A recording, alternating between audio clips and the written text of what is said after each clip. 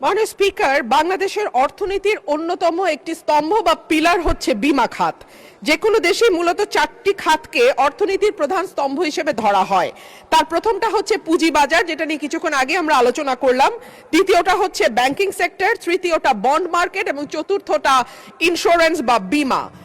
বাংলাদেশের বীমা খাত নিয়ে যদি নির্মোহভাবে আমরা আলোচনা করি, তাহলে বীমা খাতের অবস্থা বলতে হয় খুব বেশি ভালো নয়।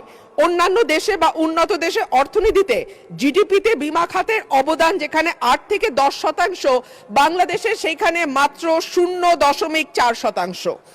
জিডিপিতে বীমা খাতের যে অবদান, এটা শুধু পরিসংখ্যান দিয়ে বোঝানো কোনোভাবেই সম্ভব নয়, এটা গ্রহণযোগ্যও নয়। বাংলাদেশের সমসাময়িক ও কাছাকাছি দেশের, এমনকি প্রতিবেশী দেশগুলো দক্ষিণ এশিয়ার মধ্যে জিডিপিতে আমাদের বীমা খাতের যে অবদান সেটি সর্বনিম্ন।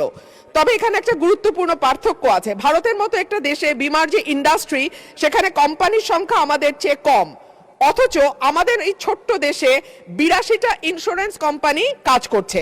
সাধারণ বীমা, জীবন বীমা সরকারি প্রতিষ্ঠানের পাশাপাশি বেসরকারি উদ্যোক্তারা যে বীমা কোম্পানি তৈরি করেছেন, তার মধ্যে জীবন বীমাও আছে বা সাধারণ ঘরানার বীমাও আছে।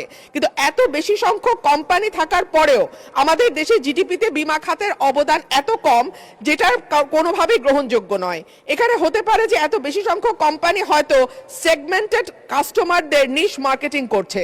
যদি আমরা বলি, হয়তো তারা সুনির্দিষ্টভাবে বাছাই করা কিছু কাস্টমার বা বিজনেসের উপরে নির্ভর করে তাদের ব্যবসা পরিচালনা করছে।